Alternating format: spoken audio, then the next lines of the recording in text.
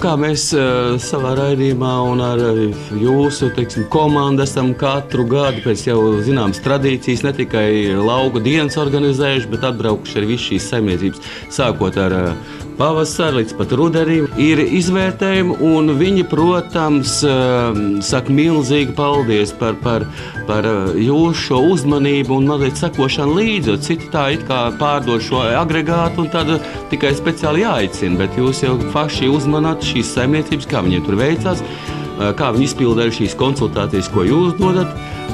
Un es domāju, ka tas arī turpināsies un arī dodiet demo šīs mašīnas pamēģināt jauniem. Jā, mēs katrā ziņā cenšamies sekot pēc iespējas līdzi, ja, jo zinām arī, kad daudzos gadījumos saimnieki pieļauj paši kļūdas, ja, jo dažiem ir tāds priekšstats, kad sejmašīna vai kaut kāds augsnes apstrādes agregāts, kur iegādājas, ka tas ir teiksim, arklis, sejmašīna, kaplis un viss izdarīs pats, jā, kā automāts. Var teikt, kad iesēju, ja, tad tikai gaidu ražu, ja, bet tā nebūtu nav. Ir ļoti svarīgi ievērot visas tehnoloģiskās prasības, kuras tehnoloģija prasa, un ja to ievēro, tad rezultāts ir viss tas labākais. Tas saimnieki jau zina noteikti, kāda viņam ir zeme, kāda kultūra. Jā, to pierāda lielie mūsu sadarbības partneri, ar kuriem mēs strādājam, tātad gan Lielvirtsava Agro, ja,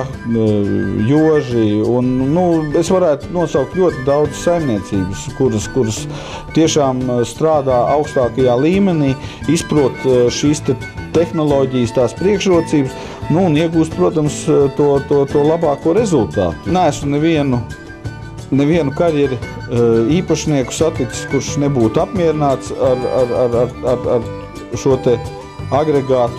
Varbūt, kad ir zināmi mīnus kādreiz sausākos gados, smagākās augsnēs ar rugainas lobīšanu, ja, bet tā kā tiešām šis te energopatēriņš ir mazs, tad, teiksim, to darbu var izdarīt divreiz, ja, ja gadījumā vajag vairāk tos salmus sajaukt, ja, bet tieši lai tikai veiktu šo te seklās lobīšanas funkciju, izprovocētu nezāļu un izbirušo sēklu dīkšanu, ja, tur pilnībā pietiek ar vienu kārtu, protams, ja.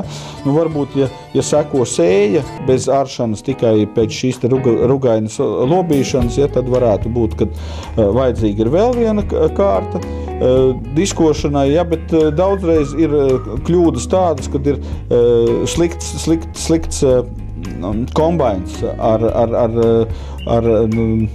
nepilnvērtīgu šo te salmu smalcināšanu, izkliedēšanu, pelavu izkliedēšanu, un tās lielākās problēmas, lai gan lielās, jā, protams, tas ir agronomam, zemniekam pašam jāsaprot tas, kādas ir šīs te tehnoloģiskās prasības, tomēr kādam tam laukam ir jābūt pēc kulšanas, bet ir tāda opcija, kad visus karjeru agregātus var aprīkot ar salmu ecēšām, tad pirms diskiem uzstādot šīs ecēšas, visi salmu čupiņas, kas ir palikušas pēc kombaina, viņas tiek vienmērīgi izkliedētas pa rugainas virskārtā un nav problēmas sastrādāt, uzlobīt šo te rugainu.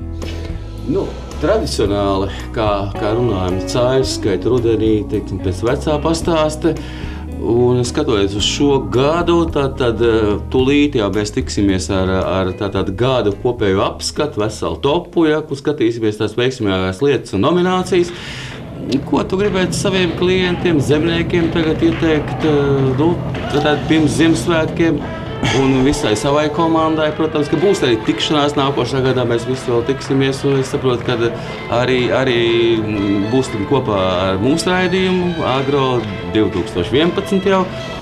Mans vēlējums un mana Ziemassvētku vai jaunā gada uzruna būs ļoti īsa un lakoniska. Katram zemniekam svarīgākais rādītājs ir raža. Tad tas vēlējums arī būs ļoti īss un vienkāršs, tad ražīgu.